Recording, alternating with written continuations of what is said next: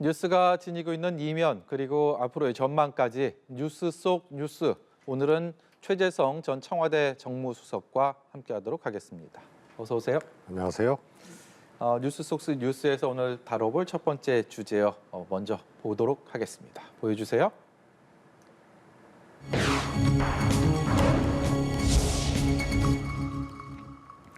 네, 인적 쇄신에 대한 얘기가 많이 나왔습니다. 오늘 윤석열 대통령의 첫 공식 기자회견 이전부터 얘기가 있었고 여기에 대해서 어떤 얘기를 할 것인가 관심이 많았는데 내실 있는 변화를 하겠다라고 앞서서 얘기를 했고 오늘은 정치적 목적 가지고 해서는 안 된다. 그래서 좀 시간이 필요하다라고 덧붙이는 그런 모습이었습니다.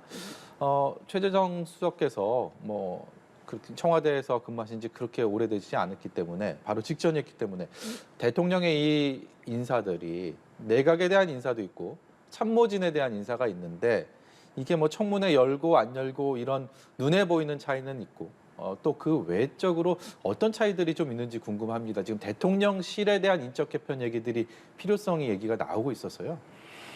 우선은 이제 대통령실이 제일 중요하죠. 대통령 중심제니까요. 그래서 거기가 국가 컨트롤 타워거든요. 그래서 물론 이제 국무위원에 대한 인사 또 개편 이런 것도 필요에 따라서는 중요합니다만 가장 중요한 게 이제 대통령실인데 지금 예상은 했습니다. 윤석열 대통령께서 사실 100일 동안의 국정운영 기간 동안 윤석열 대통령이나 대통령실의 잘못으로 지지율이 떨어지고 혹은 또 여러 가지 일이 일어나고 이렇게 생각을 안 하는 것 같아요. 그러다 보니까 쇄신 필요성, 인사 쇄신 필요성에 대해서 일단은 크게 느끼질 못하고 있다. 두 번째로는 따라서 제가 취임 100일 기점으로 인적 쇄신, 인사 쇄신을 할 것 같지는 않다라고 전에 말씀을 한번 드렸는데요. 그런 것 같고요. 앞으로도 하더라도 불가피한 이제 소폭 인사 정도로 하지 쇄신 차원의 그런 인사는 당분간 하지 않을 것이라고 또 전망이 됩니다. 굉장히 좀 특이한 경우죠. 과거에 이제 어려움을 겪었던 집권 초기에 박근혜 정부, 이명박 정부 다 한 150일, 170일 사이에 크게 한번 개편을 했었거든요. 그게 이제 통상적인 돌파구인데 지금은 그조차도 이제 닫아두고 있는 그런 상태임이 오늘 확인된 그런. 근데 이 인적 개편 인사를 과거 정부를 좀 되돌아서 생각을 해보면 대통령이 주도적으로 몹시 적극적으로 나선다기보다는 지지율 하락이나 여러 가지 안팎의 어려움들이 있을 때 그 필요성들이 제기가 되고 그런 상황에서 꺼내드는 카드였단 말입니다. 그런 것들이 실제로는 좀 그런 국면을 전환하는데 과거 대통령, 과거 정부에서도 좀 효과를 봐왔습니까? 어떻습니까? 그렇습니다. 효과를 본 거고요. 이명박 대통령 같은 경우가 이제 전형적인 사례가 되겠죠. 취임하자마자 소위 광우병 촛불 시위 그 사태로 지지율이 완전히 취임 초에 급락을 해가지고요. 20%대였잖아요. 그러고 1년 후에 50%대를 회복을 합니다. 그때 광우병 이후에 사태 이후에 인적 쇄신을 단행을 해가지고 이제 돌파를 한 그런 이제 전형적인 사례가 되겠죠. 그래서 앞뒤가 막히고 민심이 돌아서고 국민 지지율이 낮을 때 그때 원인은 대통령실에서 찾아야죠. 근데 대통령을 바꿀 수 없으니까 대통령실이라는 가장 중요한 컨트롤 타워의 인적 쇄신을 통해서 돌파하는 것은 아주 당연한 일입니다. 근데 그것을 닫아놨다는 게 현재 상황을 놓고 봤을 때는 조금 의아한 그런 처방 아닌가 싶습니다. 가까운 사람, 믿을 수 있는 사람, 그리고 전문가 이렇게 좀 나눠볼 수가 있을 텐데 그것을 좀 적재적소에 선택하는 것도 쉽지도 않겠군요. 그렇습니다. 그런데 원래 그래서 인사가 어려운 거죠.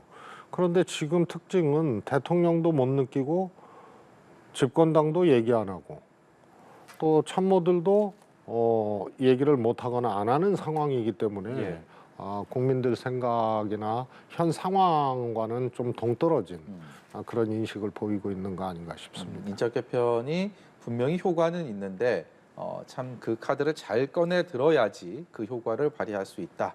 이 정도로 이해를 하고요. 내실 있는 변화를 가져올지 앞으로 좀 지켜봐야 될 것 같습니다. 두 번째 주제로 넘어가 보도록 하겠습니다. 두 번째 주제는 이렇게 준비했습니다.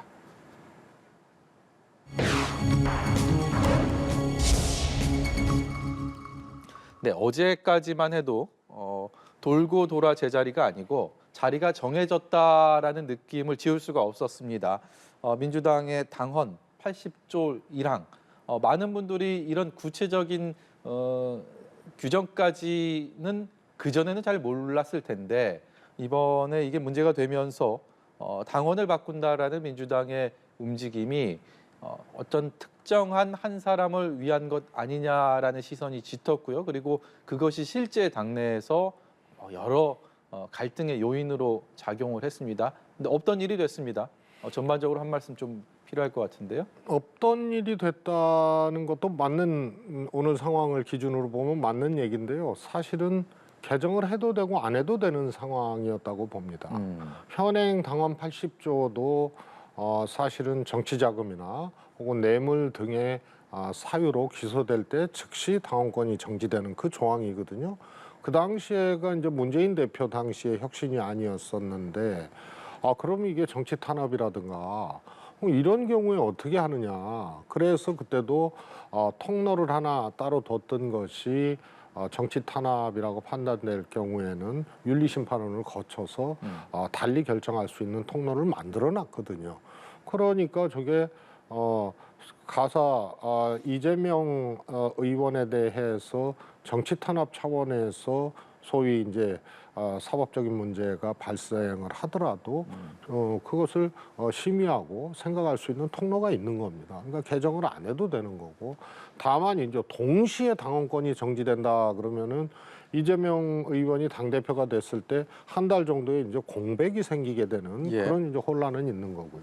그 다음에 전당대회 준비위에서 결정한 거는 1심 판결 후에 이러는데요.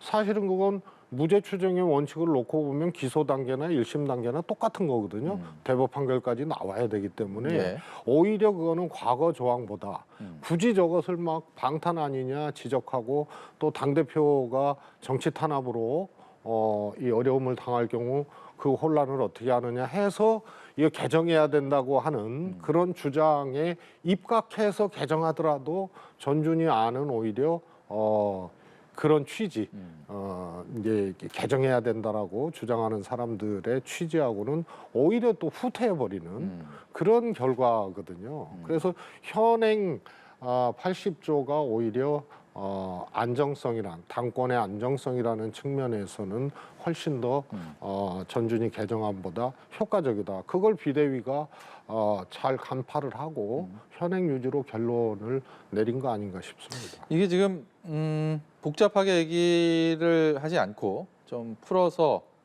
얘기를 해보자면 수사기관이 이재명 의원과 직접 간접적인 관련이 있다라고 보고 수사하는 것들이 꽤 있습니다. 이 이른바 사법 리스크라고 이것을 칭하기를 하는데 여기에 대해서 기소를 하게 된다면 지금의 당원대로라면 어떻게 되는 겁니까, 이재명은? 아니, 그러니까 기소라는 지금 당원이 그렇게 돼 있습니다. 뇌물, 정치자금. 그러니까 뇌물과 정치자금이 아니면은 해당 사안이 없어요.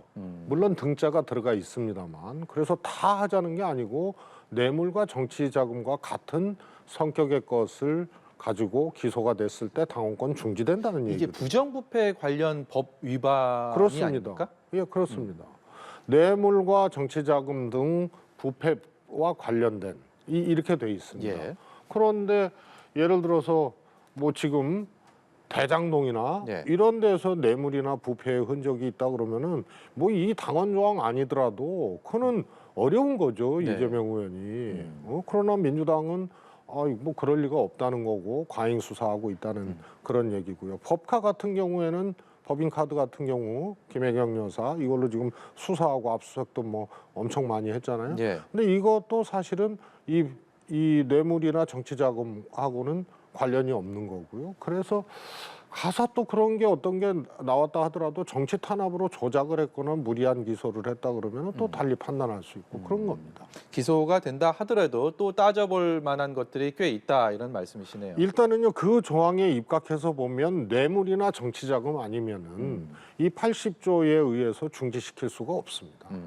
이 방탄용 프레임이다라는 얘기들을 참 많이들 했는데 오늘 비대위의 결정으로 이 프레임은 벗어버릴 수 있다라고 생각하면 됩니까? 그러니까 저건 개정을 해도 방탄용이 아니고요. 개정 안 한다고 그냥 방탄조끼 없이 알몸으로 서는 것도 아니거든요. 예. 그래서 저거는 뭐라 그럴까요? 해도 되고 안 해도 되는 겁니다. 만약에 했다 하면은 등자라는 것을 제거해서 예. 명료하게 해주는 거. 그 다음에 기소와 동시라는 거는 당권에 공백이 발생할 수 있으니까 이것을 최고위와 같이 스피드하게 이것을 판단을 할 수 있는 걸로 윤리심판원에서 최고위로 주체를 이동을 시키는 그 정도 개정인데요.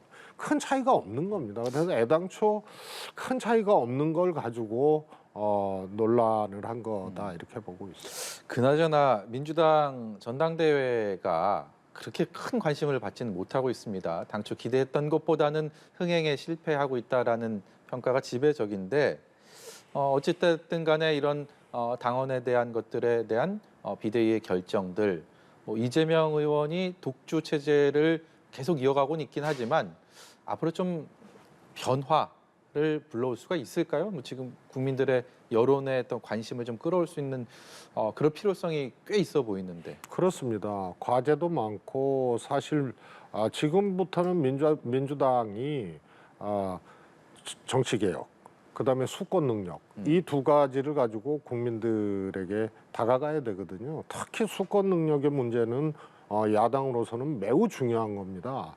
그래서 다음 총선, 그다음 대선까지 야당인 민주당이 가야 될 길은 정치개혁과 수권 능력이 두 가지거든요. 그래서 이재명 의원이 지금 독주를 하고 있고요. 하여튼 총선을 치러야 될 당대표가 될 가능성이 큰데요. 무엇을 할 것인가의 문제를 분명히 정리를 하고 집중하고 국민들한테 제시를 하고 또 이뤄내야 또 그 독주가 하나의 가능성으로 연결이 될 거고요. 그렇지 않으면 독주가 독배가 될 수도 있습니다. 지금까지의 행보를 놓고 전망해 봤을 때 결국 이재명 의원이 민주당의 당대표가 될 경우 지금 말씀하신 것처럼 2년 뒤 총선 그리고 다음 대선까지의 민주당은 정치 개혁 그리고 수권 능력을 보여줘야 된다라고 말씀하셨는데 어떤 변화, 이재명의 민주당은 어떤 변화를 궁극적으로 또 가져와야 된다고 생각하십니까? 우선은 그 이재명 후보가 지금 당원에 의한 이제 직접민주주의 정당 이것을 이제 암시를 했거든요. 저는 뭐 개인적으로 그것은 현대 정당이 가야 될 또 길이라고 봅니다. 그래서 의사결정 체제를 선진화시키고 민주화시키는 것 결국은 당권을 누가 차지하느냐의 문제가 아니고 당의 방향이나 또 진로 그다음에 의사결정에 대중적 참여를 어떻게 잘 구조화시키고 이뤄낼 것인가가 현대정당에서는 매우 중요합니다. 그런 점을 제시를 구체적으로는 안 했지만 언급을 했다는 것은 좀 주목할 만한 부분이고요. 대한민국 정당이 특히 민주당 같은 경우에는 다른 우리가 잘 아는 독일의 삼인당이라든가 영국의 노동당 전부 당원들이 급감했어요. 지금 시대하고 안 맞는 거죠. 그러니까 그러네 민주당만 급증을 했었거든요. 최근엔 뭐 국민의힘도 이제 상당히 당원 확보를 했는데요. 그거는 고무적인 현상이고 그에 맞는 또 현대적 정당 의사결정 체계의 당권 구조를 어떻게 갖고 갈 건가. 예. 여기에 이제 개혁의 포인트가 있다고 보고요. 수권 능력은 지난 대선에서 충분히 보여주지를 못했어요. 그러나 당대표를 맡고 또 유력한 또 대권 후보로서 또 차기 대권 후보로서는 현재까지는 그 영향력이 유지되고 있기 때문에 지난 대선 때 충분히 보여주지 못한 수권 능력을 정당의 대표로서 그 정당과 함께 어떻게 제시하느냐의 문제인데요. 사실은 정책에 있어서 조금 아쉬운 부분들이 상당히 있습니다. 예. 이재명 의원의 경우에는 그 분들을 어떻게 이제 극복해 갈 것인가 이런 것들이 이제 중요한 문제죠. 예, 여기까지 듣도록 하겠습니다. 뉴스 속 뉴스 최재성 전 청와대 정무수석이었습니다. 고맙습니다. 감사합니다.